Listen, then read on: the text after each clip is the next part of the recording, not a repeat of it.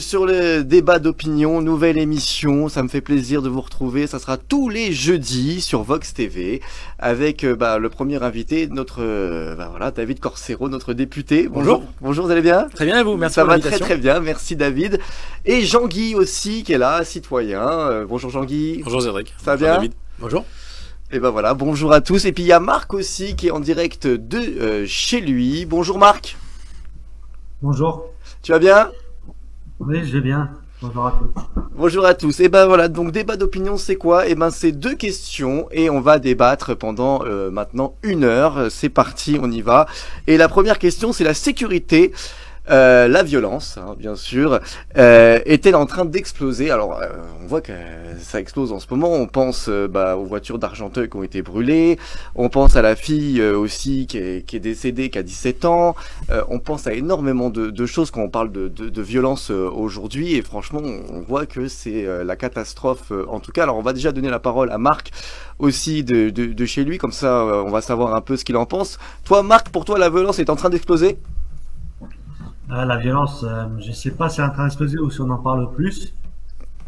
Moi, personnellement, aujourd'hui, j'ai voulu mettre le t-shirt d'un de mes amis qui est chaotique. Je sais pas si on voit, c'est sans haine, sans armes ni violence. Mm-hmm.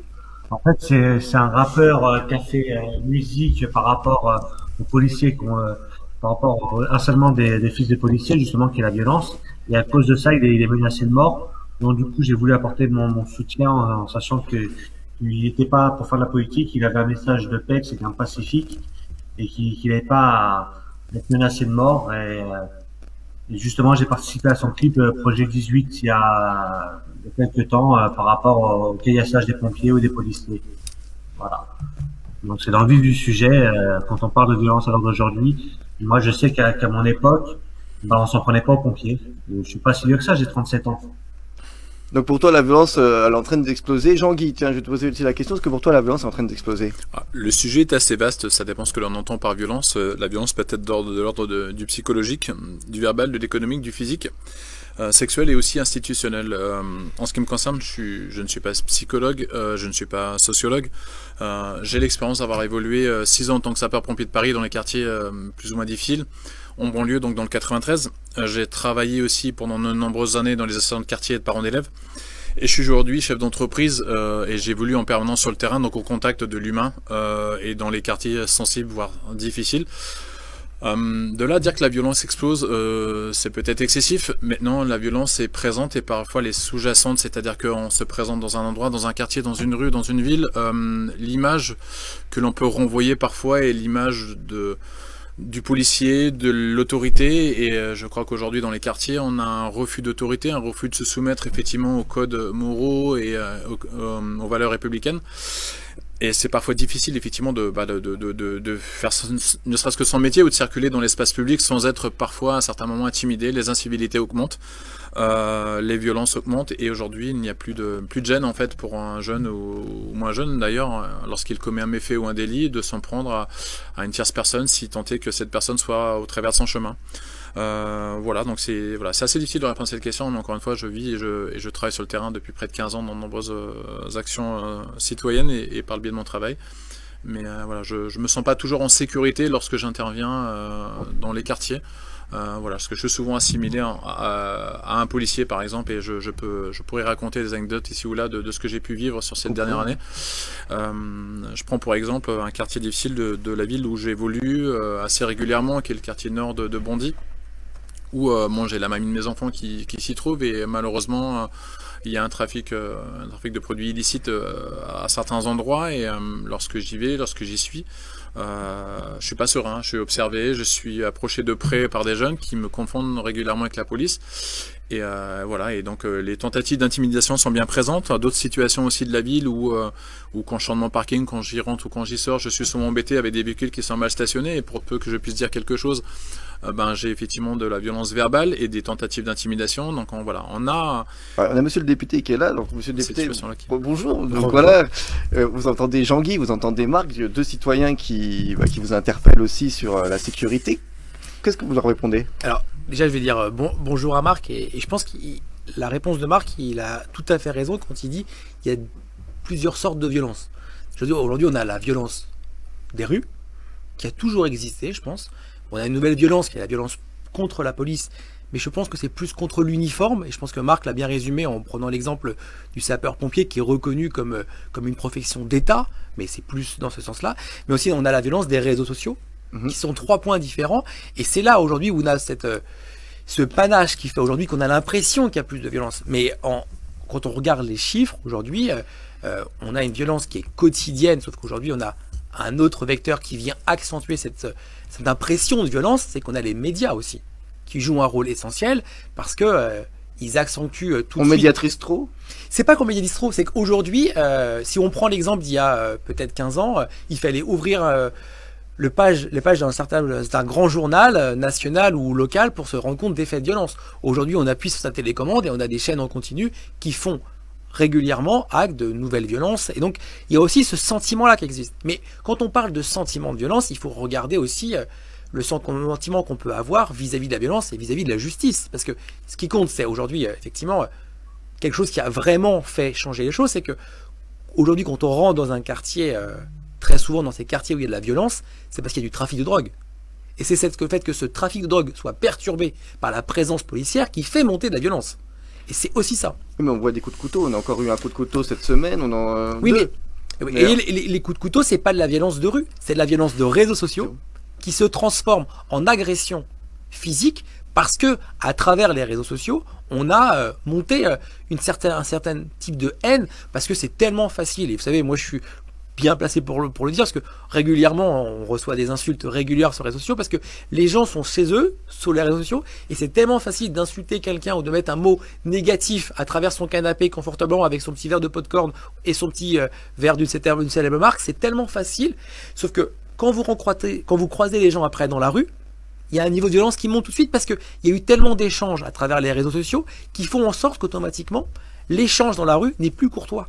Et c'est ça la violence qui a changé. Quand vous parlez de cette jeune fille, ou on pourrait parler aussi de cette jeune fille qui a été persécutée sur les réseaux sociaux, qui s'est suicidée malheureusement sur Argenteuil. C'est ça, là, il y a un niveau de violence qui a totalement changé. Jean-Guy, je voulais que tu voulais rebondir, Jean-Guy. Oui, justement, pour aller dans la quotidien de ce que disait monsieur le député, c'est vrai qu'on a une banalisation de la violence et on a aussi une utilisation des jeux médias vidéo qui amènent cette violence aussi et pour lesquels il y a une banalisation au sein de certaines familles. C'est-à-dire qu'ils considèrent que c'est normal en fait de laisser un jeune mineur jouer à des jeux comme Grand Theft Auto qui montrent une violence inouïe avec des mots, des attitudes, des armes, enfin de guerre en fait. Et on est dans ce schéma-là. Et je crois qu'il y a un vrai problème aujourd'hui dans la société, c'est que les jeunes aujourd'hui ont moins d'hésitation, les jeunes délinquants aujourd'hui ont moins d'hésitation à passer à l'acte. C'est qu'aujourd'hui nous sommes dans des quartiers, nous évoluons dans des quartiers où, monsieur le député le rappelait très justement, c'est que le trafic perturbe considérablement l'environnement et le mieux vivre ensemble. Et je crois que dans ces quartiers, ils sont aussi équipés, armés, parfois autant que la police, et je n'irai pas jusqu'à dire que ces quartiers-là sont toujours des zones de non-droit. Pour autant, moi, pour l'avoir vécu, alors je vais donner un exemple précis et concret d'une situation que j'ai connue en mars l'année dernière. Je vais essayer d'être concis, bref et précis. C'était une période électorale pour les municipales. J'allais dans ce quartier pour récupérer mon fils. En plein milieu d'un endroit où il y a du trafic de drogue. On m'a vu arriver de loin, on m'a pris par un policier, on a tenté de m'intimider, on m'a coincé à 3 entre la cage d'escalier et l'ascenseur, en pensant que j'étais un policier. On a tenté avec moi l'intimidation, je leur ai dit une première fois enlevez vos mains et sinon ça peut partir.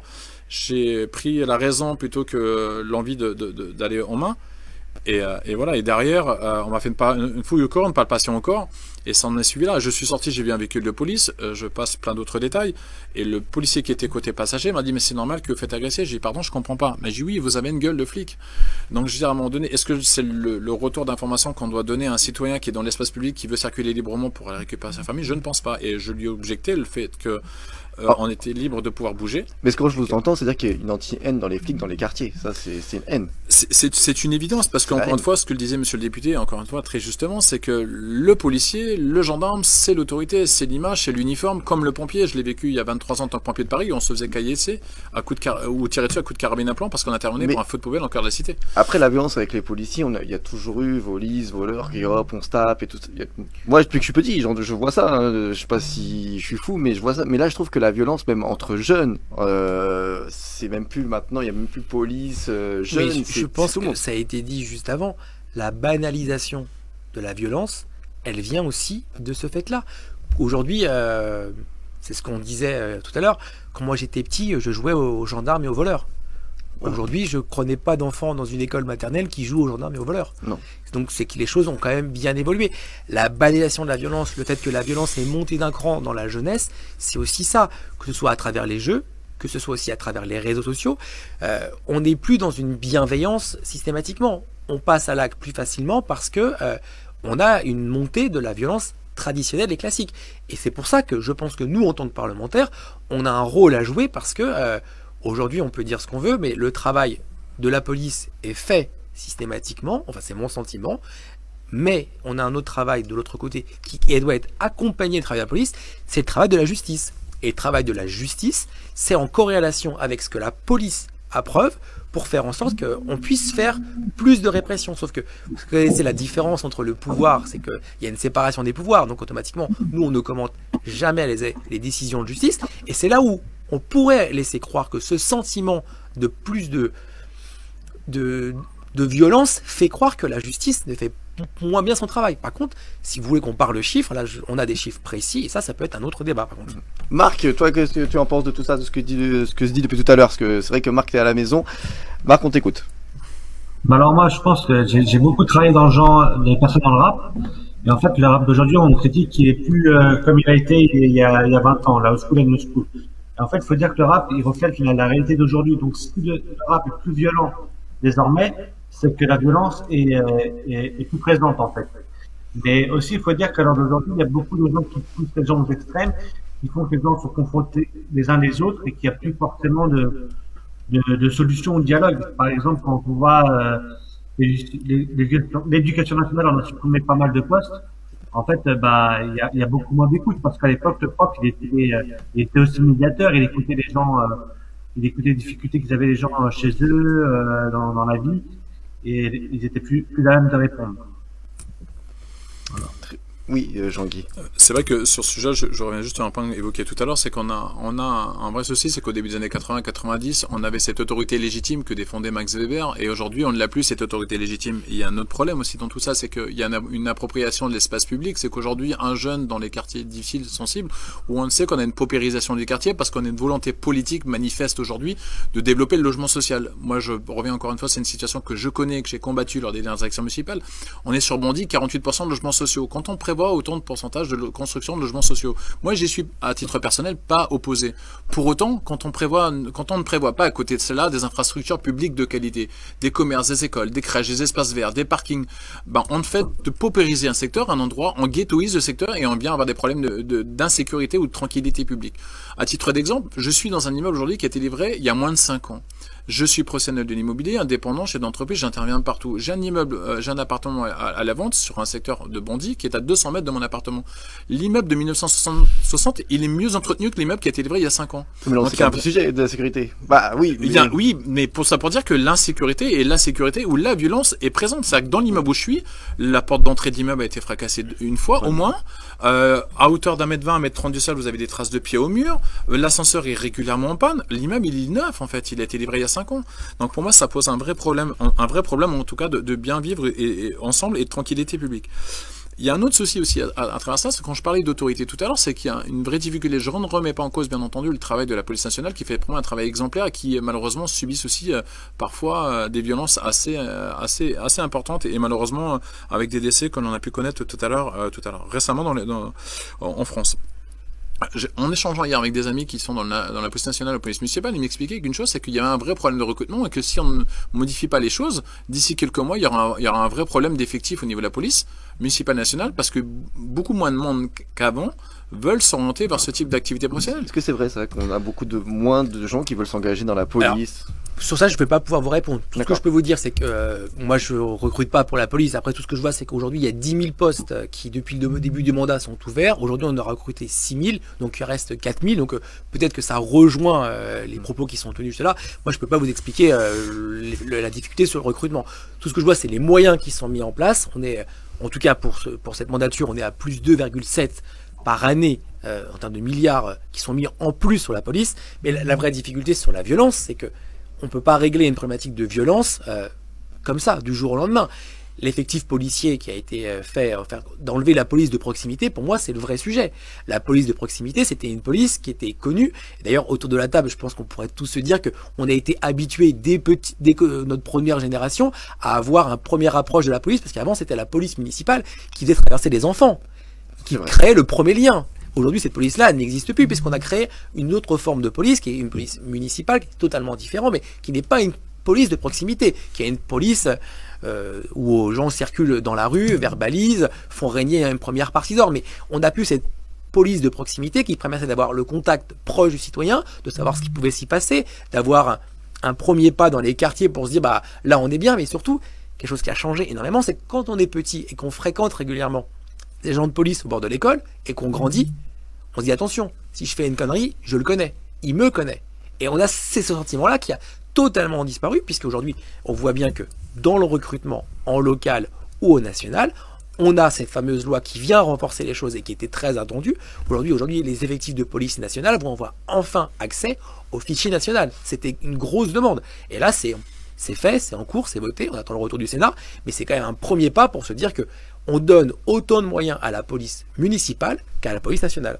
Bon, bah, très bien, déjà, au moins, ça avance, on va dire. Oui, après, il y a autre chose, oui. C'est vrai qu'on peut dire aujourd'hui que la délinquance n'est pas en train d'augmenter. La violence, par contre, augmente. C'est que les faits de violence, aujourd'hui, on le voit à travers les médias et les différents faits divers que l'on a pu connaître ces derniers temps.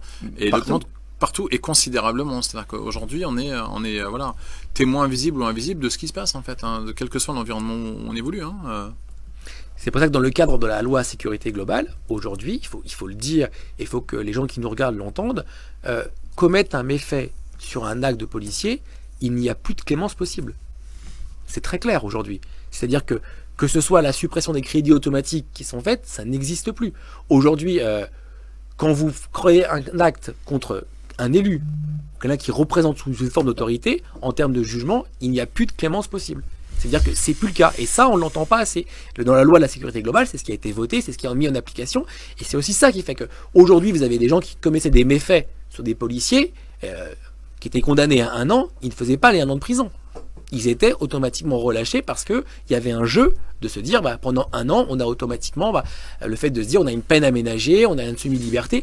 Aujourd'hui, il n'y a plus de clémence. Aujourd'hui, vous êtes condamné à une peine réalisable tout de suite. Marc, qu'est-ce que tu penses de tout ça, Marc? Moi, je rejoins monsieur le député par rapport à la police de proximité. C'est vrai qu'à l'époque, avant qu'on supprime tous ces postes, et là qu'on est en train apparemment de remettre à l'ordre du jour, les gens avaient du dialogue avec cette police. On les connaissait, on pouvait discuter, il peut avoir un discernement, on apprenait à se connaître, et ce qui fait on pouvait apprendre le respect des deux côtés. En fait, nous on les respectait, eux nous respectaient. Je parle pas forcément qu'on était dans la délinquance. Dans la délinquance, c'était pas notre jeu d'être copains avec eux, mais c'est vrai que on pouvait dialoguer avec eux et apprendre. C'était pas rare qu'un policier qui joue au ballon avec des jeunes de quartier. Maintenant, tout ça n'existe plus. Donc c'est peut-être ça qui a poussé les gens à, en fait, la politique du chiffre, quoi, à les détester. Le fait qu'il n'y ait plus le droit à la parole, le fait de dialoguer. On leur a dit faites des statistiques, faites du chiffre, et les gens, ils ont eu à dos. Alors dans le fait du chiffre, ça c'est pas forcément ce qui est fait. Après, la vraie question, c'est qu'aujourd'hui, on est dans un monde où on demande de tout quantifier. C'est ça la vraie difficulté. Donc aujourd'hui, on vous demande combien de plaintes, combien de vols de voitures. C'est ça la difficulté, c'est qu'aujourd'hui, les citoyens ont une exigence, donc on est bien obligé de quantifier les choses pour pouvoir répondre à ces chiffres-là. Après, voilà, je peux pas dire qu'aujourd'hui, il y a une politique de chiffres. Moi, je sais pas, je suis pas policier, et quand je les entends, et c'est pas forcément ce qu'ils me disent. Ils me disent qu'aujourd'hui, il y a une violence, certes, qui a progressé, surtout contre l'uniforme, et c'est là où ça devient important, mais cet uniforme, aujourd'hui, vous avez vu dernièrement les visages des policiers qui étaient affichés dans une cité, dans les halls d'immeubles. Voilà, aujourd'hui, on n'a plus de respect ni pour l'homme et ni pour la fonction. Et c'est là où c'est dangereux. Jean-Guy.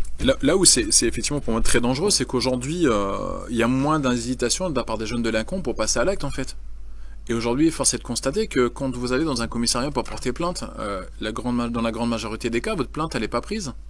on vous prend effectivement, on prend votre déposition, mais la plainte elle n'est pas prise, ou elle n'est pas suivie de fait, et aujourd'hui les tribunaux sont surchargés de dossiers. Je discutais hier justement avec une amie, une connaissance qui est éducatrice spécialisée, donc qui intervient régulièrement auprès des juges pour enfants du côté de Bobigny. Elle m'expliquait que les dossiers, ils en avaient par-dessus la tête en fait, qu'ils avaient du mal à voir le jour de la fenêtre tellement ils avaient de dossiers, et que les dossiers ils étaient présents dans le bureau, que en gros dans un certain nombre de conditions les toilettes elles étaient pas propres. Enfin voilà, c'est de la violence aussi quelque part. C'est comment voulez-vous qu'on traite aujourd'hui les gens qui commettent des faits ou des méfaits si de l'autre côté on n'a pas une justice qui soit efficace et qui soit en capacité de pouvoir rendre un jugement et de la mettre en application dans un délai relativement court. C'est qu'aujourd'hui on a ce sentiment, en tout cas les jeunes ont ce sentiment d'être dans l'impunité totale en fait. Donc ils recommencent, et à partir du moment où ils sont pris la main dans le sac, ils vont en garde à vue, ils sont relâchés, et la majorité du temps il n'y a pas de jugement en application sur eux, parce qu'ils sont dans des situations où sur le plan pécunier ils sont insolvables. Donc je veux dire, aujourd'hui c'est un peu le chat qui se mord la queue, c'est-à-dire que très clairement moi j'entends tout ça, je considère juste qu'une chose, c'est que le mieux vivre ensemble il est là quand il y a de l'autorité, quand il y a un respect de l'uniforme, quand il y a effectivement des décisions qui sont prises à l'échelle locale pour s'occuper de notre jeunesse aujourd'hui, qui est une jeunesse qui est pour moi dans certains environnements, certains secteurs de la Seine-Saint-Denis, qui est le département le plus jeune et le plus pauvre de France, mais dans lequel on a une richesse culturelle, artistique, sportive. Quand on prend le temps d'écouter les jeunes, de les accompagner sur leur projet de vie, on peut les amener à réussir de belles choses, et surtout leur donner envie de revenir dans les quartiers, pour donner envie à celles et ceux qui n'ont pas eu la chance d'en faire autant, de pouvoir s'en sortir. La seule façon aujourd'hui de s'en sortir et de réussir dans la vie, c'est de pas avoir peur de sortir de sa zone de confort, pas avoir peur de se lever tôt le matin, de faire parfois des sacrifices en bossant du lundi, dimanche et parfois jour férié, et c'est comme ça qu'on arrive à s'en sortir. Monsieur le député. C'est pour ça qu'il y a quelques temps, je ne sais pas si vous avez entendu cette proposition de loi qui proposait aujourd'hui de condamner plus fermement les parents des mineurs délinquants. Donc la faute aussi à la parents. Exactement. Et donc l'éducation. Oui, mais... Sauf que les parents n'ont pas, pardonnez-moi monsieur le député, sauf que les parents n'ont pas toujours à supporter les. Vas-y. Sauf que les parents n'ont pas toujours à supporter le comportement de leurs enfants. C'est qu'à un moment donné, passer un âge, entièrement d'accord avec vous. C'est la responsabilité aussi pénale doit être engagée à partir du moment où, et je donne encore une fois un exemple récent, et bref là-dessus, j'étais en commission de discipline il y a 2-3 jours sur un établissement qui est un collège de la ville où vivent mes enfants, dans le 93, donc une ville de 43 000 habitants, où un des gamins de 3e a été pris la main dans le sac avec un taser. Donc il l'a pris, selon lui, dans la cage d'escalier. On sent que c'était un petit peu bobard ce qu'il nous racontait, mais bref, lors de ses explications comme ça de discipline, il a été pris la main dans le sac en cours de récréation où il y a eu un arc électrique, ça a provoqué un bruit effectivement assez important. Le surveillant l'a vu, de lui-même il est parti le redonner au surveillant. Sauf qu'à un moment donné, il aurait pu se prendre lui-même un coup d'arc électrique, ou comme on met un au camarade d'à côté. Donc aujourd'hui, ça devient banal en fait. Ça devient banal. Et c'est une arme de catégorie D, il me semble. Et je crois qu'aujourd'hui, il y a une banalisation de la violence, il y a une banalisation aussi du fait de pouvoir disposer d'une arme assez facilement, avec la capacité ou pas de pouvoir l'acquérir par le biais des réseaux sociaux et par le biais d'Internet. Et je crois qu'on doit être vigilant et attentif là-dessus, parce que des faits divers, malheureusement, il y en a eu, il est possible qu'il y en ait encore, parce qu'on n'est pas suffisamment attentif à ce qui peut se passer, et on n'intervient pas non plus dans ces quartiers-là comme on devrait le faire avec des éducateurs spécialisés ou en tout cas des acteurs sociaux. C'est pour ça que je vais juste finir mon propos sur ce que j'ai commencé tout à l'heure à dire.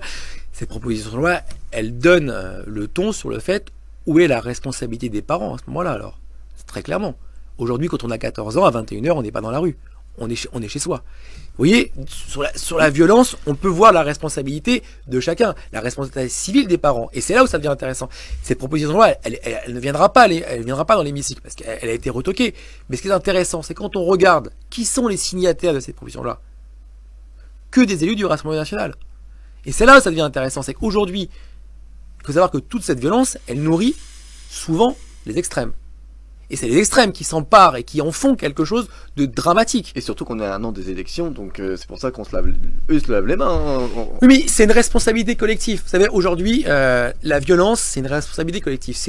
Vous êtes 4 avec Marc, je sais pas si Marc a des enfants, mais on a tous des enfants autour de cette table, et on doit tous être conscients que nos enfants, notre avenir, elle dépend aussi d'eux, que c'est l'avenir de demain de la France, et c'est aussi dans ce sens-là que nos enfants, ils doivent se nourrir de certaines expériences, mais à 21h, ils doivent être chez nous, ils doivent pas être dans la rue. Et ça, on le dit pas assez. Et je pense que c'est aussi un vrai problème qu'on a tous de responsabilité, parce que la violence, elle commence à monter, et qu'aujourd'hui, nos enfants, ils ont autre chose à faire que être à 21h dans la rue. Ils doivent être chez nous, en famille, et je pense que excusez-moi, j'ai un petit problème de la voix, la crise sanitaire qui est là, elle a montré l'importance de la famille. Elle a montré l'importance de la valeur familiale. Et je pense qu'aujourd'hui, on arrive malheureusement dans le fait de se dire que la famille est importante, mais au sein de la famille, on ne parle plus assez parce que les enfants aujourd'hui sont sur les réseaux sociaux, sont sur les jeux vidéo, et la vraie difficulté, c'est qu'on a aussi des familles monoparentales qui ont totalement explosé. Et ça, c'est aussi un fait que, en termes de violence, les enfants sont un petit peu délaissés. Et je pense que la violence est un fait qui fait que ça rejoint la politique familiale, et c'est pour ça que nous, au sein du groupe Bonem, on prône vraiment, je ne sais pas si vous l'avez vu, sur le fait qu'il faut revoir la politique familiale, parce que la politique familiale actuelle, elle date d'après-guerre. Depuis, rien n'a été fait, ou quelques petits aménagements. Et je pense que c'est un ensemble de choses qui fait en sorte qu'on pourra avoir moins de violence. Comment contrer la violence? On va conclure, mais comment contrer cette violence? Déjà, on va donner la parole à Marc aussi, parce que j'ai oublié Marc. Je savais que Marc, il est à la maison. Marc, t'es chez toi et je t'oublie. Marc est là. Marc, est-ce que tu voulais rebondir ce qu'il dit, et après on va voir comment on contre cette violence? En fait, je n'ai pas tout à fait tort que les parents devraient être responsables de leurs enfants, surtout quand ils sont jeunes mineurs. Parce que c'est vrai que quand les enfants traînent, moi à l'époque, à 14 ans, je ne pas dehors, et c'est vrai qu'il y a un problème de responsabilité des parents qui sont peut-être des missionnaires, parce que à un certain âge, faut rentrer, être chez soi, faire ses devoirs, regarder la télé, et pas forcément traîner et être influencé par des gens plus âgés, plus expérimentés, qui vont vous mener dans la mauvaise voie en fait. Parce que c'est quand même connu que dans la rue, on fait pas de très bonnes rencontres. Maintenant, c'est vrai que par rapport à ça, on peut mettre plus d'éducateurs qui offrent du dialogue et la médiation plutôt que de mettre les gens les uns contre les autres et qui font monter la violence. C'est un peu simple que la haine appelle à la haine, quoi, en fait. Sauf que Marc, dans ce que vous dites, Marc, ce qui est intéressant, c'est que il y a la part de l'État, mais aussi il y a la part de la commune. On rappelle que les éducateurs, ils sont souvent, c'est une volonté communale, c'est une volonté du maire. C'est le maire qui accompagne la politique de la ville, qui fait dans sa ville. Et c'est là où aujourd'hui l'État met des moyens et chaque maire a la responsabilité de piocher dans ses moyens de ce qui lui est proposé. Et c'est un accompagnement global. Et c'est pour ça que revoir la politique familiale aurait un véritable enjeu. Et je pense que j'espère que les prochains candidats à l'élection présidentielle s'empareront du sujet, parce que revoir la politique familiale remettrait peut-être entre le département, la région, l'État et les communes, un autre dispositif en place pour essayer de faire changer les choses et faire en sorte qu'il y ait une vraie responsabilité commune et pas une confusion du genre sur ce sujet-là en tout cas. On va conclure. Comment contrer la violence? On va donner tous chacun son avis. Comment la contrer cette violence? On va commencer par Jean-Guy. Vas-y Jean-Guy, comment on contre cette violence? On peut contrer cette violence de différentes façons. Moi je regrette aujourd'hui qu'on ait abandonné l'idée du service militaire par exemple. Aujourd'hui, le CNU qui est un peu dans l'équivalence, mais c'est pas la même chose. Oui, on est vraiment sur des dispositifs totalement différents et moi qui ai connu effectivement une paire d'encadrement militaire, en tout cas, ça a l'honneur et au moins l'honnêteté de pouvoir imposer un certain nombre de règles et de façon de se conduire face à une société qui aujourd'hui est grandissante. Je pense que sur les 15-20 dernières, on a subi d'importantes mutations sociales et sociétales. Monsieur le député le rappelait tout à l'heure qu'on a une force qui est très présente et qui est insidieuse, c'est la force des réseaux sociaux, qui d'une violence inouïe face à des publics parfois qui sont démunis, fragiles. Et aujourd'hui, face à cette violence que l'on a, le fait que l'on puisse avoir un service militaire digne de ce nom, avec un encadrement, pourrait permettre à des jeunes d'avoir justement ce respect de l'uniforme, ce respect de l'autorité, et encore une fois, appréhender d'une manière différente des règles de savoir-vivre en collectivité. Voilà, on a souvent des dégradations à l'échelle de certaines communes. Voilà, les jeunes qui commettent des faits ou des méfaits pourraient être suivis et encadrés aussi par des personnels formés, qualifiés, pour pouvoir leur permettre justement de redorer l'image un petit peu de nos quartiers, de nos villes. Voilà, en tout cas, c'est une des idées, c'est une des pistes de réflexion, mais ce n'est pas la seule forcément, et je voudrais pas monopoliser la parole trop longtemps, c'est la raison pour laquelle Non, il n'y a pas de problème, je voulais savoir. Marc, comment contrer cette violence pour toi, Marc? En fait, il n'y a pas forcément de solution miracle, sinon on l'appliquerait, mais par rapport au service militaire, moi j'ai rien contre. C'est vrai que pour les illettrés, ça leur permettait d'apprendre à lire, à écrire, ça prenait souvent le permis, c'était le premier métier, et après on évolue dans la vie, parce que c'est vrai, à l'heure du service militaire, on a 18 ans, quand on part un peu en décalage, un peu en vrille, on est vite remis, on va dire, les pieds sur terre grâce au service militaire, Mais par contre, il faudrait pas leur apprendre le maniement des armes. Ce serait plutôt idiot, quoi. Je veux dire, déjà il y a de la violence. Alors si on pousse à se servir des armes, c'est un peu idiot. Redonner du sens et de la valeur à nos valeurs républicaines de liberté, d'égalité, de fraternité, en fait. Et je parle aussi d'équité. Parce que l'équité, c'est souvent ce qui manque dans la société d'aujourd'hui. Et c'est rappeler aussi à travers des cours d'instruction civique l'importance, en tout cas, d'être effectivement un bon citoyen, ou en tout cas un citoyen modèle qui, lui, est là pour œuvrer au bon et au mieux vivre ensemble dans son quartier. Avant de vouloir que l'État, les pouvoirs publics prennent leurs responsabilités, il faut d'abord qu'il y ait une responsabilité individuelle avant d'être une responsabilité collective. Si chacun à son niveau est vigilant et est attentif à ce qui se passe dans son propre environnement, du point de vue de la sécurité, du point de vue de la propriété, du point de vue de la manière dont il doit se comporter lui-même autour de chez lui, avec le respect des voisins, sur les nuisances sonores, sur la manière de se comporter quand il rentre et sort de chez lui, je pense qu'on s'en sortira mieux et on pourrait mieux vivre notre vie au quotidien. Ça va être difficile de conclure après ce qu'il vient de dire. Je pense que là, tout est dit. Je pense que la violence, c'est une affaire de tous. Que la peur doit changer de camp. Moi, c'est ce que vraiment je vous dirais. C'est qu'aujourd'hui, voilà, dans les valeurs républicaines, on a la chance quand même de tous vivre dans des quartiers où il fait bon vivre. Ce qui dégrade la qualité de cette vie-là, c'est la violence. Et qu'aujourd'hui, je pense que c'est une responsabilité commune. Et c'est un accompagnement commun, que ce soit de l'autre côté de la police et de la justice. Et voilà, je pense que la règle, elle est commune et uniforme à tout le monde. Bon bah très bien, on va essayer de contrer cette violence, en tout cas on va essayer de voir comment ça va avancer tout ça, et merci encore à vous d'être là pour continuer. On va continuer sur le deuxième débat. Donc le deuxième débat, devra-t-on vacciner nos enfants? Et ça bien sûr oui, est-ce qu'on sait qu'on a une crise sanitaire qui est toujours là d'ailleurs, même si les terrasses ont été réouvertes hier. Voilà, hier. Vous avez bu un petit café à la terrasse? J'ai bu un petit café à la terrasse, et j'ai pas eu le temps d'aller déjeuner, mais c'est prévu. C'est prévu, Jean-Guy? Non, pas vraiment eu le temps, mais, mais voilà, je devais le faire, et puis finalement la journée s'est enchaînée d'une manière assez folle, et voilà, j'ai pas eu le temps de le faire, mais ça ne saurait tarder. Marc? Moi j'ai bu un petit café à la terrasse et j'étais content de profiter. Bon bah voilà, il y en a beaucoup qui ont profité hier, on a vu des images, mais voilà, il y a quand même le vaccin qui est là, le vaccin, ça y est, les gens sont de plus en plus vaccinés, ça on le voit que ça commence à prendre. Vous êtes vacciné? Moi? Ouais. Non, pas encore. Pas encore, mais je pense qu'on va tous y venir, et je pense que je vais bientôt le faire, et quand je le ferai, je le ferai sur les réseaux. Hein, je crois que voilà, faut pouvoir rentrer dans les critères éligibles, ce qui n'est pas forcément évident, parce que moi, à titre personnel, j'ai tenté via Doctolib de pouvoir trouver un lieu de vaccination, alors qu'il y avait des créneaux disponibles à certains endroits, et en appelant, parce qu'ils préconisaient effectivement d'appeler avant, non, c'était pas bon pour moi, parce que je rentrais dans l'âge que, quand on va sur Doctolib, ce qui est assez drôle, c'est qu'il y a un certain nombre de critères éligibles, et puis après il y a une petite case en bas toute petite où c'est précisé à partir de 18 ans et critères non prioritaires, donc je me suis collé dessus. Et j'ai eu un certain nombre d'emplacements privés disponibles, mais en appelant, on m'a dit non, vous ne rentrez pas dans les critères éligibles, donc ce n'est pas possible. Donc il faudra attendre, en tout cas juin. Mais autrement, vous avez la deuxième solution qui est, c'est vite ma dose, c'est des créneaux vacants qui permettent de se dire aujourd'hui, vous avez un centre. Je ne vais pas citer un centre n'importe lequel, celui de Sannois, où il y a des créneaux disponibles, et les gens ne viennent pas, ou confirmer qu'ils ne viennent pas dans ce bâtiment. Non, ces créneaux sont disponibles, et donc vous avez tous ces créneaux disponibles, et c'est dans ces cas-là, vous pouvez aller vous faire vacciner directement, parce qu'il n'y a pas de critère d'âge, il faut avoir plus de 18 ans, et donc voilà, c'est pour ne pas perdre de dose, ne pas gâcher, et donc ça permet de se faire vacciner. Voilà, tout simplement. C'est vite ma dose, c'est ça? Marc, dose, ouais. Marc, t'as été vacciné? Merci. On commence comme ça. Moi, j'ai été vacciné. T'as été vacciné? Même des deux doses. Félicitations, Marc. Bravo. Et vous, monsieur le député? Exactement. Alors, moi, attends, on écoute Marc. Non, mais on va laisser finir. Vas-y, Marc, vas-y, Marc, désolé. Parce qu'en fait, j'ai un problème de surpoids, je suis obèse et j'ai un masque pour respirer la nuit, donc j'ai le droit de le faire. Moi, je suis à Mandelieu, la petite sœur de Cannes.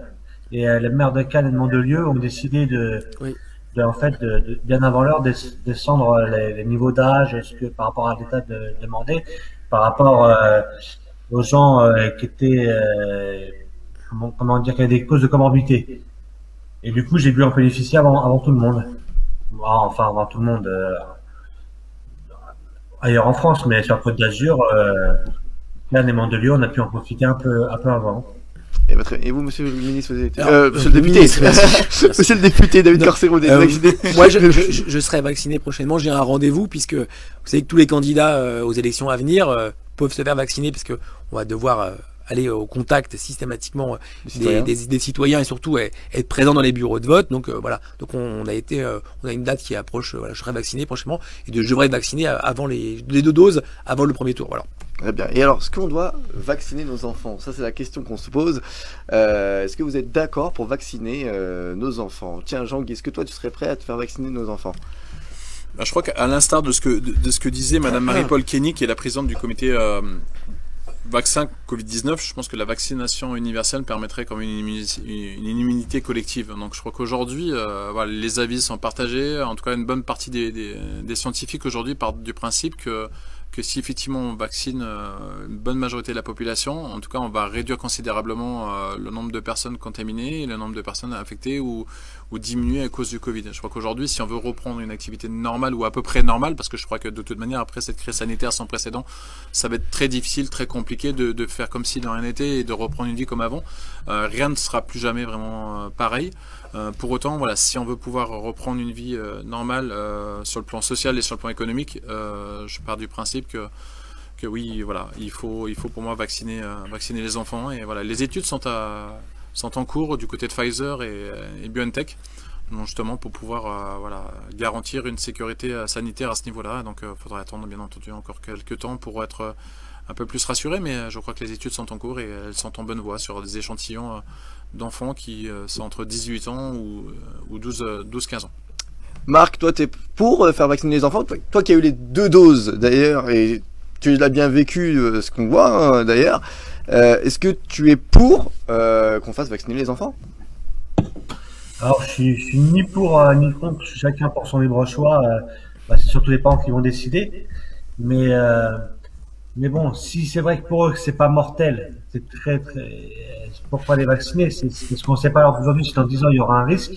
Et quelque part, ça en va de l'avenir de l'humanité, de préserver les enfants. Maintenant, s'il y a un bénéfice-risque pour eux et il y a grande chance que ce soit mortel, oui, les vacciner, mais c'est pas le cas à l'heure d'aujourd'hui. Et je suis même pour plus qu'on vaccine les personnes fragiles à comorbidité, c'est-à-dire les personnes âgées, obèses, diabétiques. Moi, c'est pour ça que je l'ai fait. Parce que moi, je me suis dit, si dans 10 ans, il y a un problème avec le vaccin, moi, si je l'ai maintenant, c'est à la fin du mois que je suis plus là. Donc, en ce cas-là, je réfléchissais pas. Mais pour les enfants, c'est quand même l'avenir de l'humanité. S'il y a un problème dans 10 ans et que tout le monde est vacciné, qu'est-ce qu'on devient? Monsieur le député, vous. Alors moi je vais répondre sur plusieurs points. Ouais. Aujourd'hui, premièrement, je pense que la vaccination des enfants, elle n'est pas à l'ordre du jour du tout. On a effectivement, comme vous l'avez dit tout à l'heure, un premier laboratoire qui est Pfizer qui mène une étude sur les 2-11 ans, c'est très précis, sur le fait où est-ce que ça a une vraie incidence. Aujourd'hui, moi, je vais juste rappeler les règles, c'est que l'agence européenne n'a pas donné d'autorisation, donc pour l'instant, c'est vraiment pas à l'ordre du jour. Il faudra attendre l'autorisation, ça c'est le premier point. Il faudra voir quel type de vaccin, parce que c'est ça la vraie question aujourd'hui, et surtout, quelle efficacité ça peut avoir. Moi, je vais juste faire une autre parenthèse sur un autre pays, qui est les États-Unis, qui, eux, ont vacciné tout de suite les enfants sur une étude qui a été faite sur 2000 Américains. On peut voir que l'efficacité elle a été à 100% tout de suite. Après voilà, on voit que le Canada suit cette même logique. On peut voir aussi que Israël n'a pas du tout puis cette logique-là, parce qu'aujourd'hui les enfants ne sont pas vaccinés en Israël non plus. Donc il va falloir voir aussi quelle est la logique qui va être faite européenne, puisqu'on est dans une logique de vaccination européenne et mondiale. Après moi je veux juste rappeler le premier fait qu'aujourd'hui on a très peu de cas d'enfants qui sont contagieux et qui ont transmis la Covid-19, c'est aussi après. Moi, je donnerai mon avis personnel de père de famille. Voilà, aujourd'hui, moi, je suis pas scientifique. J'attendrai d'avoir des avis des spécialistes pour pouvoir nous dire s'il faut le faire ou pas le faire. Et après, en bon père de famille, je prendrai une décision avec mon épouse sur le fait où est-ce qu'on fait vacciner ou pas nos enfants. Je pense que c'est une liberté qui appartient à chacun. Par contre, on est tous d'accord pour dire que sans la vaccination, nous ne pourrons pas nous en sortir. Sans la vaccination, c'est la seule chose aujourd'hui qui nous permet d'avoir un avenir et de voir l'avenir. La vaccination, ça nous permet de se dire qu'aujourd'hui on est protégé et après, il faut voir ce que les variants, et c'est là où c'est un peu plus compliqué, parce que les variants aussi ont un effet, parce qu'aujourd'hui, Marc a été vacciné. Voilà. Mais est-ce qu'aujourd'hui, la variante fait en sorte que ces vaccinations soient protège Marc à 100%. Moi, je suis pas spécialiste, donc je peux pas répondre à cette question-là. Et d'autant plus qu'aujourd'hui, si les variantes sont de plus en plus fréquentes et qu'il faut vacciner les enfants, je pense que c'est 2 points importants. Et je pense qu'aujourd'hui, il faut faire confiance à l'ARS et à l'Agence européenne de vaccination qui, elle seule, pourra nous donner les bonnes consignes s'il faut ou ne pas faire. Voilà. Jean-Guy. Là-dessus, je rejoins totalement la position du député. C'est vrai qu'aujourd'hui, à l'augmentation du nombre de vaccins pour les adultes, il y aura un report conséquent du côté des plus jeunes. Alors certes, les plus jeunes aujourd'hui ne sont pas atteints par la maladie du Covid-19. Cela étant, ils sont quand même porteurs sains et asymptomatiques. Et aujourd'hui, si on ne vaccine pas un maximum les enfants, alors encore une fois, c'est un avis, mais qui est un avis personnel, je suis quasi convaincu, persuadé qu'on aura beaucoup plus de mal à s'en sortir, en sachant que de toute manière, ça fait plus d'1 an et demi, 2 ans qu'on traîne ce virus maintenant, 1 an et demi au moins, que l'activité économique est au point mort, et qu'à un moment donné, l'État, l'argent dans les caisses de l'État, il y en a plus, quoi. Et je crois que les entreprises à tous les niveaux aujourd'hui subissent cette crise de plein fouet. Et beaucoup aujourd'hui mettent la clé sous la porte, sont en faillite parce que justement ils ne sont plus en capacité de subvenir à leurs propres besoins, ce que sont salariés, et encore une fois sur le plan familial, les crises sont là aussi, les crises sociales, les crises économiques, et ça a des incidences assez importantes. Après, les enjeux des essais et des vaccins cliniques qui sont actuellement faits, c'est l'efficacité et la sécurité du vaccin. Vérifier, bien entendu, que le vaccin n'aura pas d'interférence avec les vaccins des enfants. Donc c'est une question qui est aujourd'hui en suspens. C'est la raison pour laquelle aujourd'hui en France et en Europe, ils ont du mal à donner cette autorisation pour vacciner les enfants. Mais à un moment donné, il sera certainement nécessaire de le faire pour garantir effectivement une immunité collective. Marc ? Je dirais qu'il y a à boire et à manger en fait. Hein. Mais ouais, s'il faut le faire parce que les variants évoluent, et qu'on n'a pas le choix parce que les enfants sont touchés, en ce cas-là, il faut le faire. Mais à l'heure d'aujourd'hui, les enfants, ils n'ont pas vraiment de soucis. Et j'ai pu comprendre qu'il fallait 60% de la population pour pouvoir atteindre une immunité collective. Donc, on peut peut-être épargner les enfants à l'heure d'aujourd'hui. Et là, moi j'ai une question à vous poser, monsieur le député. On voit que les vaccins, ça y est, ça augmente, tout simplement. On voit que tout ça, on voit que tout le monde se fait vacciner en ce moment, même les enfants pas encore, mais on voit que ça prend. Mais là, qu'on ouvre les terrasses, moi j'ai vu les images hier, on voit tout le monde en terrasse, sans masque. C'est vrai, parce qu'on boit un petit café, on boit un coca, on est tous sans masque.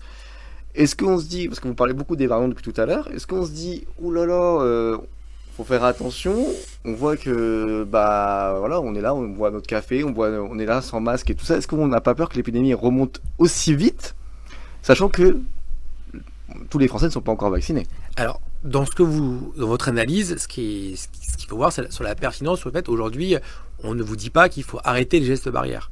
On vous dit bien, et c'est ce qui est recommandé, que vous enlevez votre masque uniquement pour manger, mais à table, quand vous discutez avec la personne avec qui vous êtes, vous devez maintenir votre masque.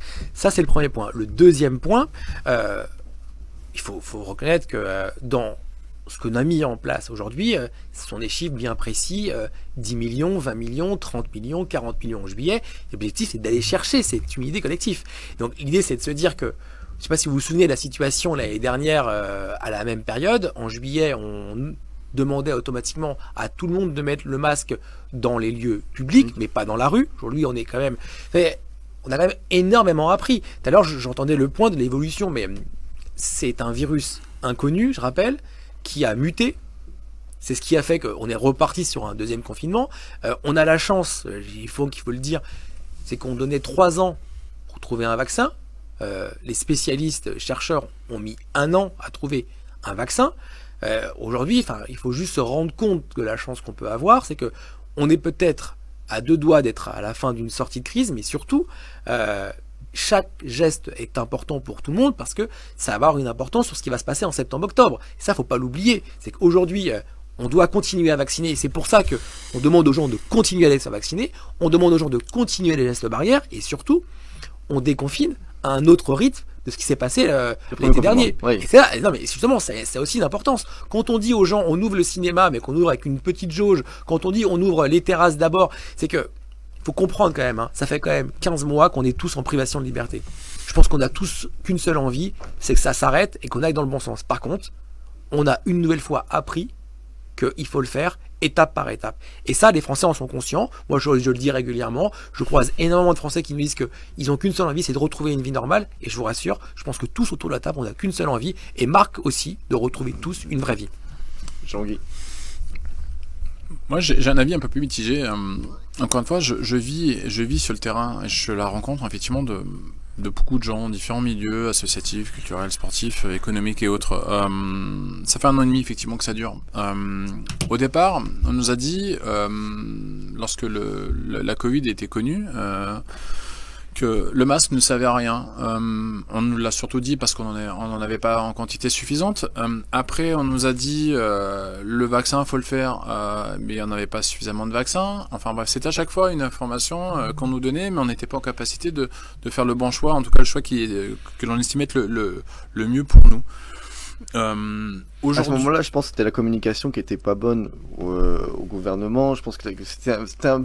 Je peux répondre. Oui, allez-y, David Corso, n'hésitez pas. Moi, ce que j'aime, c'est faire le bon choix. Aujourd'hui, je rappelle que personne ne connaissait ce virus. C'est un virus nouveau. Je rappelle que nous, on a une culture latine. Marc va me confirmer, encore plus dans le sud. La culture latine, elle est importante. Je rappelle que ce virus est apparu en Chine, où dans la culture chinoise, on porte le masque toute la journée quasiment. Sauf que le virus est apparu en Chine, sans vouloir vous interrompre, monsieur le député, c'est que le virus il est apparu en Chine en octobre 2019. Oui. Et donc il a été connu en France au moins en janvier, à travers la ministre de la Santé. Oui, justement, relisez ce que l'ARS dit à ce moment-là. L'ARS ne sait pas s'il faut préconiser le masque ou pas le masque. Enfin, on est politique, on n'est pas scientifique. C'est la vraie chose. Nous, on s'appuie sur des recommandations de l'ARS et de l'Agence du médicament. Si eux nous disent qu'il ne faut pas porter le masque, nous, on ne fait que répéter ce que les scientifiques nous disent. C'est ça la vraie différence. Et après, je vais revenir sur ce que vous avez dit juste avant. Effectivement, on a une vraie différence. C'est qu'aujourd'hui, sur cette stratégie qui peut être mise en place ou pas, vous parlez d'économique. Je rappelle juste que le pays européen qui a la meilleure croissance en berne, c'est vrai, mais c'est la France. Parce que la France est bénéficie d'un plan de relance. On est supérieur aux Allemands. Donc la France qui a protégé le mieux les entreprises, c'est grâce au plan de relance européen. Et c'est là où aujourd'hui, en sortie de crise, on a tous notre part de responsabilité parce que la reprise, elle dépend tous de nous. Et c'est là où aujourd'hui, vous qui êtes chef d'entreprise, vous qui êtes aujourd'hui dans la volonté de repartir travailler, c'est là où on peut se dire, il faut repartir, il faut y aller, mais par contre, il faut y aller dans les bonnes conditions. Et c'est pour ça que les gestes barrières et la vaccination est importante parce que économiquement, on le dit, une deuxième mise ou un quatrième mise en confinement serait beaucoup plus compliqué que ce qu'il peut y avoir aujourd'hui. Et c'est là où le rôle de chacun est important. Par contre, voilà, pour l'histoire du masque, on peut en débattre autant qu'on veut. Moi, ça me fait sourire. Hein. Mais je vous dis juste qu'aujourd'hui, dans cette crise sanitaire, il y a quelque chose d'hyper positif. Je ne sais pas si vous avez remarqué les chiffres, mais il n'y a eu aucune maladie enfantine. Aucune. C'est-à-dire que le masque a un vrai rôle de protection sur les nourrissons, par exemple, alors qu'en France, on ne le portait pas avant. Dans tout ce qui est maladie enfantine, rubéole, petite maladie des enfants qui naissent, aucun n'a été contaminé quasiment parce que les adultes avaient des masques. Donc je pense que le masque va devenir quelque chose de très important dans les années qui suivent. Je pense que ça, moi, en tout cas, je recommanderais que ce soit obligatoire à la maternité, juste pour protéger les nourrissons. Et c'est là où c'est intéressant. Il faut apprendre de ce qui s'est passé de la crise pour faire quelque chose de différent. Moi, je pense personnellement que le masque, il va durer mais des années. On verra toujours des gens, même quand ce sera plus obligatoire, on verra toujours des gens avec des masques dans les métros, dans les trains. Vous avez bien ceux qui sont toujours malades et qui pensent qu'ils sont toujours malades. Je pense que pour eux, ça va être très compliqué de l'enlever. Enfin, après, il y a des milieux où, dans le milieu médical, le masque, il est monnaie courante. Le gel est monnaie courante, voilà. Je pense qu'il y a certaines habitudes qui sont là, qui vont perdurer, c'est sûr. Marc, toi, qu'est-ce que tu en penses de tout ça? Moi, je pense que c'est vrai qu'en Chine, ils ont la culture du masque. Ça fait des années qu'ils le portent pour tout, pour rien. Parce que je sais, parce que ma belle-sœur est chinoise. Et moi, j'étais à Paris 13e justement à ce moment-là, quand on l'a annoncé en France, et on n'avait pas trouvé de masque. Et eux voulaient juste le porter, pas forcément pour se protéger, mais pour pas être victime du racisme, on va dire, chinois, pour la peur des gens qu'ils avaient vis-à-vis d'eux dans la rue, et ils avaient peur de se faire agresser, donc ils voulaient porter un masque pour être tranquille. Et après, c'est vrai que dans la culture dans le sud, même les hommes, quand ils disent bonjour, ils s'embrassent. Après, c'est vrai que si on respectait les gestes barrières qui ont été réclamés depuis le début, il y a peut-être eu moins de contamination. On voit bien qu'il y a les anti-vaccins, les anti-masques, des complotistes. Moi, je pense pas que ce virus a été inventé pour nous embêter. Hein. Et c'est vrai que beaucoup de gens veulent des mesures pour lutter contre le coronavirus, mais d'eux-mêmes ne le font pas. C'est-à-dire que le soir, ils se rejoignent, plein de petites triches comme ça, qui est pas très importante. Moi, j'ai suivi les consignes parce que je savais que si je l'avais, il y avait grande chance que j'y passe. Et je l'ai pas attrapé. Pourtant, j'ai une vie un peu sociale. J'ai bu peut-être le café debout dehors, mais je l'ai bu. Je me suis baladé quand j'ai pu. Et j'ai parlé à des amis avec le mètre de distance. Et aucun de mes potes, mes amis, l'ont attrapé. Bah attends, heureusement, en tout cas, franchement, heureusement que personne ne l'ait attrapé dans ton entourage, Marc, et y en a qui ont perdu aussi du monde, hein, que cette maladie, on le sait aussi, du Covid, et tout simplement. En tout cas, Jean-Guy, toi, tu voulais rajouter quelque chose, que j'ai vu que tu avais noté quelque chose, donc comme je vois que je prends des notes. Je suis pas spécialiste, je suis pas expert ou scientifique sur la question et sur le sujet de savoir ou pas savoir si y a eu des maladies infantiles et s'il y a eu des soucis par rapport à ça.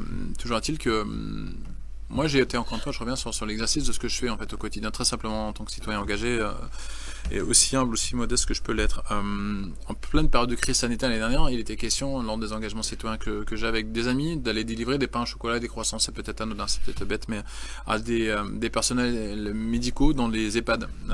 Les personnels qui étaient en première ligne n'étaient pas équipés de masques, alors qu'on était au mois de mars, on était au mois d'avril, alors qu'on était conscient du danger, du problème que ça représentait pour eux, et qu'au moment où j'y allais avec un ami, donc sur Bondy, il y avait 2 décès par jour sur une période de 15 jours. Sur une période de 15 jours, ils ont perdu quasiment 50% de leur effectif. Donc, moi, je dis juste cela, et vous parliez tout à l'heure, Cédric, du fait de perdre des proches. Moi, j'ai perdu le papy de mes enfants, qui est décédé du Covid, c'était fulgurant en 3 jours de temps. Famille nombreuse, on n'a pas pu l'accompagner pour son dernier souffle. De voir un être cher à travers une vitre partir, rendre son dernier souffle et de ne même pas pouvoir l'accompagner lors de son dernier souffle et de ne pas pouvoir l'accompagner pour la mise en terre, c'est quelque chose de terrible. Maintenant, à dire que voilà, l'État n'a pas été à la hauteur de ce qui s'est passé, c'est mentir et ça serait fausser ce que je pense. Aujourd'hui, je pense que n'importe quelle politique qui aurait pu être menée ou qui est menée dans le cadre de cette crise sanitaire sans précédent, voilà, aurait eu un dilemme très important, aurait eu effectivement des conditions d'exercice hyper compliquées. Pour autant, aujourd'hui, moi je fais partie de ceux qui pensent que si on veut s'en sortir, il faut qu'un maximum de gens soient vaccinés. Bien entendu qu'il faut prendre toutes les garanties nécessaires. Il est vrai encore une fois que pour poser un vaccin, il faut que les protocoles sanitaires soient respectés, soient validés. Souvent ça prend des dizaines d'années avant que ça soit le cas. Aujourd'hui, les plus gros laboratoires au monde se sont penchés sur la question, sur le sujet. Je pense qu'on peut, en tout cas je l'espère, c'est ce que je pense, leur faire confiance. Maintenant, concernant les enfants, voilà, les études sont en cours, il faudra voir ce qu'il en est. Et puis après vérifier, s'assurer qu'au préalable, bien entendu, que tout soit ok, et que les différentes validations de l'ARS et autres soient données pour pouvoir, et l'agence européenne du médicament puisse être donnée pour pouvoir permettre justement aux enfants de pouvoir supporter ce vaccin. David? Je pense que là, il a tout résumé. Après, voilà, je pense qu'il y aura une liberté individuelle comme on peut l'avoir aujourd'hui. Je pense qu'il faut, moi, je vous l'ai dit, je suis pas vraiment le scientifique et spécialiste. Moi, je regarde ce qu'ils font, je regarde les préconisations et à partir de là, on aura tous une liberté de pouvoir choisir.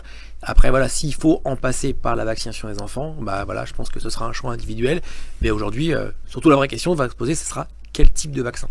Ça sera la vraie question, je pense. Oui, parce que si on prend AstraZeneca, je pense que c'est mort. Non, mais de toute façon, AstraZeneca, c'est pas possible, puisque c'est pour les plus de 55 ans. Donc voilà, après voilà, c'est...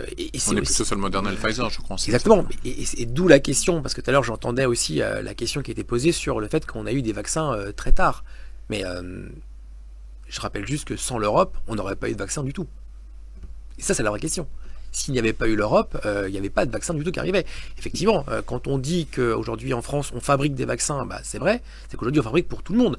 Cette chaîne, elle est quand même quelque chose d'extraordinaire dans cet élan de se dire, c'est que l'Europe pouvait décrier comme on voulait, mais aujourd'hui l'Europe a quand même permis à la France d'être protégée, puisque malheureusement en France on n'a pas réussi à trouver le vaccin, c'est la vérité. Même si aujourd'hui on est en cours. Français, mais la France elle commence à, c'est ce que j'ai vu. Hein, fin décembre. Fin décembre. Oui, mais voilà. Mais c'est vrai que c'est au ralenti. Mais bon après, après c'est les recherches, c'est tout ça, mais on a été moins vite.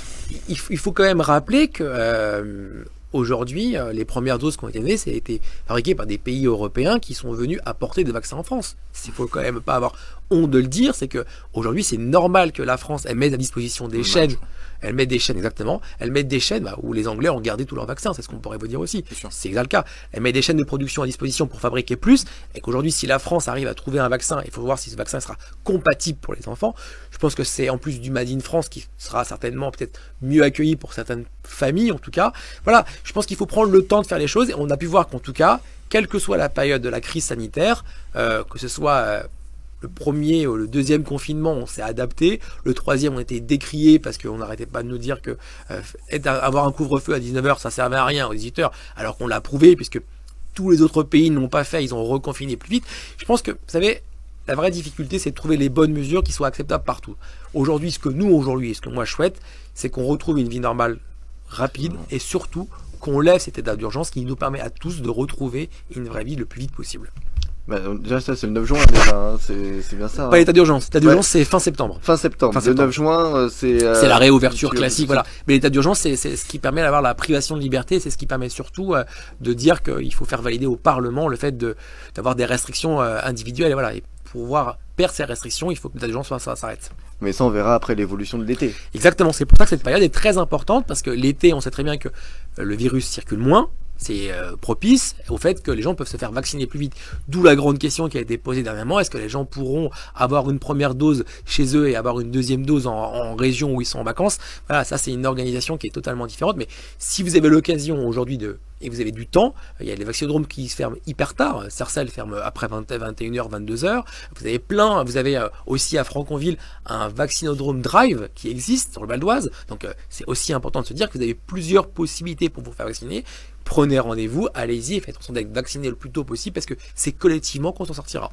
Pour conclure, Marc, sur l'histoire des vaccins et sur la vaccination, tout ce que tu as entendu, si tu veux faire un petit résumé, vas-y Marc. Bah en fait, moi je suis plus pour que les gens de personnes faibles se fassent vacciner et c'est vrai qu'il faut attendre l'immunité collective, au moins les 60%, que l'économie redémarre parce que on va peut-être pas mourir du coronavirus, mais à un moment on va mourir de faim. Et moi en fait je travaille dans la culture et en fait la culture a redémarré parce qu'on n'est pas arrêté tous inactifs. Je veux dire que les écrivains ils ont écrit un livre. Moi par exemple j'ai écrit un livre, ça s'appelle lecture sur l'imaginaire, je sais pas si on devrait l'antenne. Bon, je vais vous montrer. Et après, il y a aussi les réalisateurs et scénaristes, ils ont écrit des films. Et les rappeurs, les chanteurs ont écrit des albums. Donc en fait, il y a tout pour démarrer parce que personne n'est resté inactif. Ceux qui ont créé des livres, ceux qui ont créé des scénarios, ceux qui ont créé des musiques, ceux qui ont monté des pièces de théâtre, les metteurs en scène. Et en fait, aider les gens à redémarrer aussitôt. Alors, on le voit bien dans l'industrie du cinéma. Apparemment, on a plus d'une quarantaine de films qui devaient sortir, qui ne sont pas sortis, où les programmations se sont dit bah non on le sort pas parce qu'on peut pas aller au cinéma. Il y a un embouteillage de films et je pense que voilà c'est aussi ça le fait de se dire de retrouver une vie normale va faire en sorte que économiquement et c'est là où on a tous notre part de responsabilité. Aujourd'hui retrouver les terrasses c'est refaire marcher les cafés, refaire marcher l'économique. Moi j'entends régulièrement les chefs d'entreprise qui me disent moi j'ai pas besoin d'être subventionné, j'ai besoin juste de retrouver une vie pour travailler normalement et gagner mon argent par le fruit de mon travail. Tanguy, oui. C'est pas faux, mais j'ai encore une fois, c'est un exemple récent, hein, c'est du concret, c'est du jour.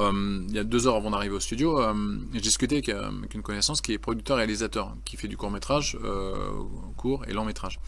Il m'expliquait une problématique qui est simple à comprendre, c'est qu'aujourd'hui, avec la crise sanitaire, il y a plus d'argent dans les caisses, ou en tout cas, il y en a de moins en moins. Et aujourd'hui, lorsqu'il est question de lancer un court-métrage ou de faire appel à des dons ou des subventions pour pouvoir produire son court-métrage, il a des difficultés financières pour pouvoir obtenir effectivement les financements nécessaires. Et aujourd'hui, ce que vous dites très justement, monsieur le député, c'est que il y a un afflux massif de personnes qui veulent lancer ou sortir son album, son album effectivement de musique, rap ou autre, ou son livre, ou son film, ou son court-métrage, et il y a une vraie et réelle difficulté pour obtenir les financements nécessaires. Mais moi je pense qu'on pourrait faire un autre débat sur la culture après, et sur les discothèques, sur tout ça, on pourra refaire un autre débat là-dessus. Parce que on est chaud, vous savez. Vous êtes très chaud en discothèque. Ah oui, vous savez qu'on est... On ira ensemble. Alors. Non, mais on a défendu le fait qu'il fallait avoir un programme de réouverture avec un calendrier précis, puisque les discothèques sont fermées depuis mars 2019. Et plus gros confinement, donc c'est fou. Mais on pourra refaire un débat comme ça sur la culture et tout ça, on pourrait rouvrir en tout cas. Mais en tout cas pour le vaccin, un truc pour conclure, Jean-Guy. Pour le vaccin, encore une fois, ça doit d'abord être comme la sécurité finalement. Au fond, ça doit d'abord être une responsabilité individuelle avant d'être une responsabilité collective. Chacun doit être garant, en tout cas, de ce qu'il veut être le mieux pour sa propre famille, ses enfants. Mais c'est une discussion au sein de la famille, au sein du couple, concernant le fait de pouvoir vacciner ou pas vacciner ses enfants. Et puis, je suis assez d'accord avec Marc et ce qu'il disait tout à l'heure, c'est que je pense que oui, il faut aller de plus en plus et augmenter le nombre de vaccins possible pour les personnes fragiles, les personnes à même de pouvoir être protégées face à effectivement à des problèmes de santé, une maladie diverses et variées. Et je crois qu'effectivement, plus on sera nombreux à être vaccinés, plus on sera immunisé à être face à la maladie et on pourra reprendre, ou en tout cas essayer de reprendre une vie à peu près normale. David, pour conclure. Ouais, pour moi, une bonne décision, c'est une décision avec les tenants et les aboutissants. Moi, j'attends des recommandations, j'attends de savoir quel type de vaccin, j'attends d'avoir les études scientifiques qui permettent de dire quels sont les risques pour les enfants, surtout, voilà, s'il y en a ou s'il n'y en a pas, et à partir de là, on prend une décision. Très bien. Merci Marc aussi d'avoir été avec nous dans Question d'opinion pour la première émission. Merci beaucoup. Merci beaucoup, ça m'a fait plaisir. Merci à toi Marc d'avoir débattu et puis avoir débattu avec le député David Corsero. Merci Jean-Guy. Merci. Merci beaucoup pour cette première et merci monsieur le député pour la première question d'opinion. Et longue vie à vous en tout cas. Merci pour l'invitation. Merci, puis j'espère que vous reviendrez avec grand plaisir. Je suis juste de m'inviter moi. Pas de problème. Je voulais remercier à tous les téléspectateurs de Vox TV. Merci de nous avoir suivis et on se retrouve très bientôt sur Vox. Ciao.